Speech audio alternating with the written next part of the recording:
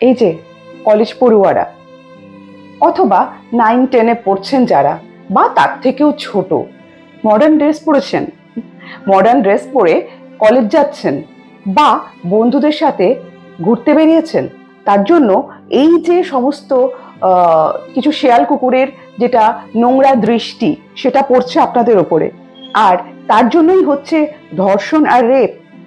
না, ভুল ভুল ভাবছেন আপনারা।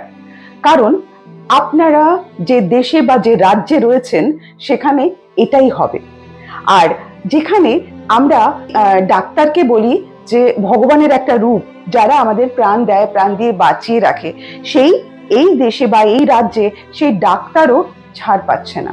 যিনি বিচার করবেন, বিচারের পড়াশুনো করছেন যে মহিলা ল কলেজে, ছাড় নেই।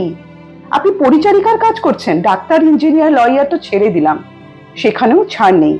ছাড় নেই একটা ছোট্ট শিশুর, ছাড় নেই একজন বৃদ্ধা মহিলার। তাই আপনারা যারা ভাবছেন যে মডার্ন ড্রেস পরেছেন মানে যে লোকে আপনাদের খারাপ নজরে দেখবে, সেটা অবশ্যই, কারণ আপনি যে দেখবেন যারা কিনা ভালো ঢাকা পোশাক পরে যায়, স্কার্ফ পরা থাকে, তার মধ্যেও এই চিল শকুনের নজর থাকে, কোথাও ফাঁকাফুঁকি দিয়ে যে জায়গাটুকু ওরা দেখতে পায়, তাদের দৃষ্টি যে কি কষ্টের হয় সেটা যারা ফিল করছেন তারা আপনারা বুঝতে পারবেন। হ্যাঁ, আমি সমস্ত পুরুষকে বলবো না, তবে হ্যাঁ, এই চিল শকুনরা জুড়ে রয়েছে সমগ্র দেশে এবং আমাদের রাজ্যে।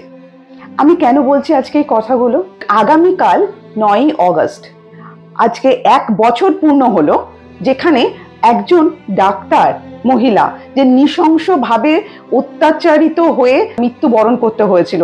কি কষ্টটাই না তিনি পেয়েছিলেন এই মৃত্যুর আগে। তিনি শেষ পর্যন্ত, তার চোখ দিয়ে রক্ত বেরিয়ে গিয়েছিল, তিনি শেষ পর্যন্ত তাকিয়েছিলেন যে কেন তার উপরে এই অত্যাচার হচ্ছে, চলছে। কিন্তু আজ 1 বছর হলো তিনি কোনো বিচার পেলেন না।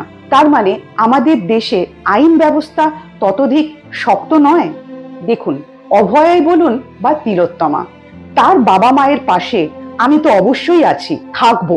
আমি চাইবো মেইন স্ট্রিম লা এসেনশিয়ালসের সমগ্র দর্শকরা এই তিলোত্তমাই হোক বা অভয়া, তার বাবা মার পাশে থাকার অনুরোধ আমি করব। আমি তো থাকবই, কারণ আমি চাই প্রত্যেকটা বাবা, প্রত্যেকটা মা, তাদের উচিত, বা প্রত্যেকটা ভাই, প্রত্যেকটা বন্ধু, তাদের উচিত এই বাবা মায়ের পাশে থাকার, এবং সত্যি সত্যি যাতে বিচারটা হয়। এই বিচারের আশায় আমরা রয়েছি। আপনারা